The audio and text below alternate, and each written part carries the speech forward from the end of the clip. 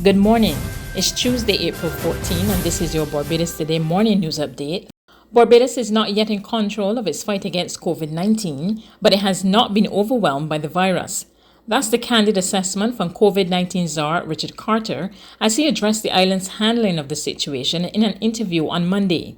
If we had it under control, we would be having 0 cases.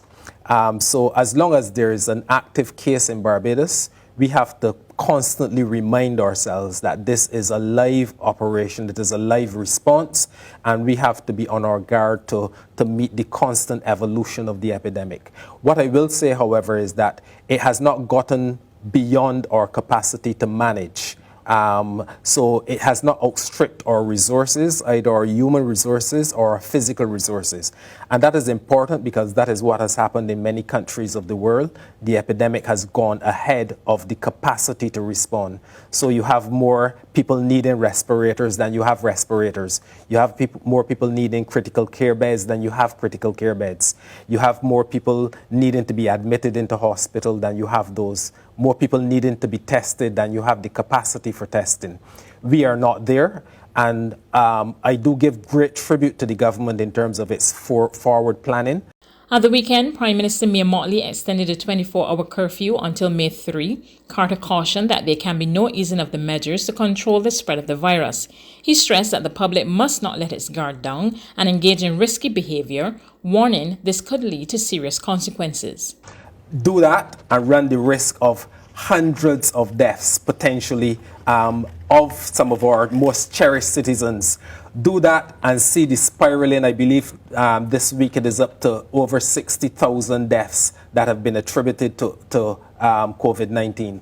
Do that and face a situation where our way of life that has now become increasingly restricted has to be, those restrictions have to be prolonged, because as long as COVID-19 is around, we are not going to be able to relax and get back to the way of life that we wanted. So yes, there are those options available for people if they please, because you can't compel human behavior. You can, and the law is there, and you can bring people before the courts if they flout public health regulations, but there are very stark consequences. And the same social media that people rely on to do potentially destructive things, that social media is showing us, even in advance of our own deaths here, people that we know and love have died in New York, have died in the UK, and now have died here in Barbados.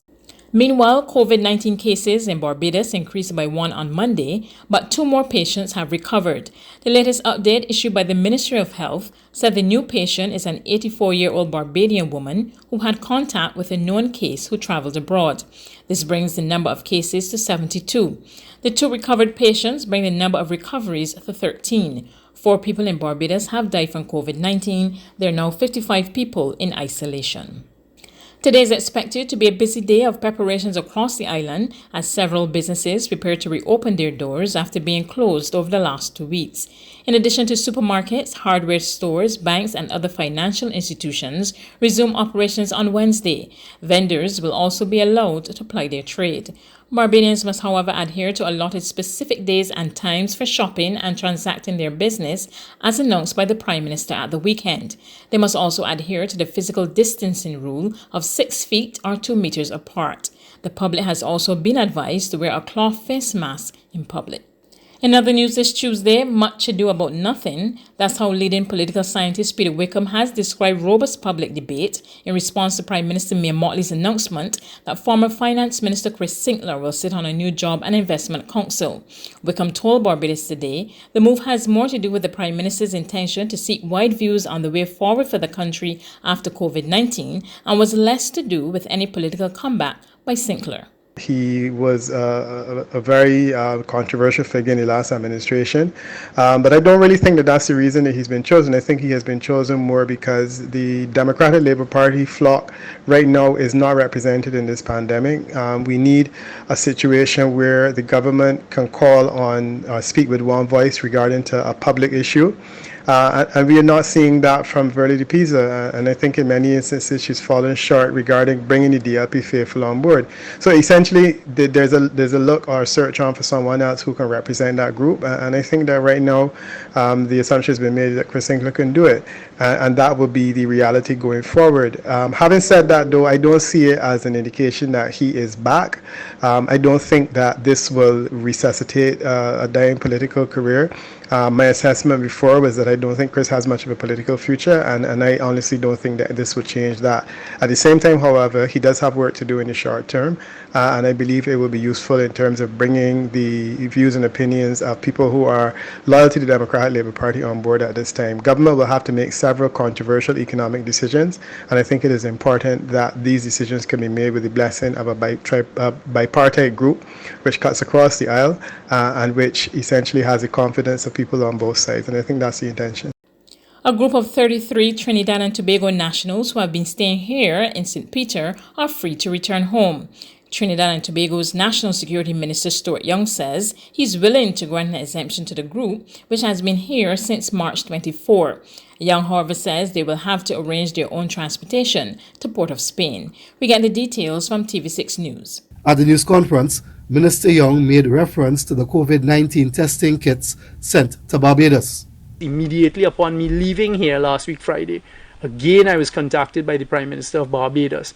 She told me that obviously acknowledged that they have the testing kits and that she had found out that persons below that level had taken it upon themselves to take certain decisions that were contrary to the agreement between ourselves and Barbados, and that she had put that back in place and told them that the 33 nationals would be tested in accordance with the kits and the agreement that we had passed on. But Minister Young said the type of kits that were sent to Barbados did not include swabs. The government of Trinidad and Tobago took a decision after consultation with the Chief Medical Officer not to put Barbados in a position to use the shortage of swabs that they had there to test our 33, but that they would be tested on their return to Trinidad and Tobago. So I put it to rest here today. Mr. Ramadar commended Minister Young on that decision. Well, I am relieved that finally the minister has indicated without doubt now that our citizens can return home and the testing be done here and they be put into whatever necessary protocol quarantines that are required by the CMO. There's regional and international news after this short break.